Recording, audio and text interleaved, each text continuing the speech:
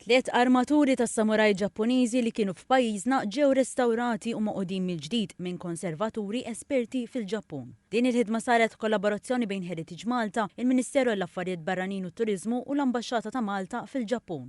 Fil-Ġappun il-ħidma saret miċ-ċentru tar-Restawr tal-Arti ta' Kyoto li jispeċjalizza fil-konservazzjoni ta' artefatti storiċi Ġappuniżi. Il-proċess tar-restawr kien karatterizzat minn attenzjoni partikolari biex jiġu preservati il-materjal u t-teknika oriġinali. Tul dan il-proċess instab li dawk li kienu maħsubin li huma partijiet ta' żewġ armaturi fil-fatt kienu jinkludu l-partijiet ta' armatura oħra li ma kanix dokumentata, sejba importanti. L-armaturi għandhom storja li tmur lura is-snin f'pajjiżna. Oriġinarjament dawn ingħataw lil Malta fl-1862 bħala rigal mid-delegazzjoni Ġappuniża waqt żjara fil-Gżejjer. Armatura minnhom kienet għall-wiri fl-armerija tal-Palazz tal-Gran Mastru sakemm faqqet it-tieni Gwerra Dinjija. Eventwalment din ittieħdet f'maħżen taħt l-art biex tkun imħarsa mill-bombi iżda l-deċenji sħaħ din ġiet esposta għall-umdità. Konsegwenza ta' dan il-partijiet organiċi tagħha terrew u bekk din ma setax tiġi eżibita. Billi ma nstab l-ebda spirt f'Malta u fl-Ewropa li kien kapaċi jirrestawrahom, l-armaturi baqgħu maħżuna sal-2016. Dan sakemm żjara mill-Ambaxxatur ta' Malta ġappun Andres Spiteri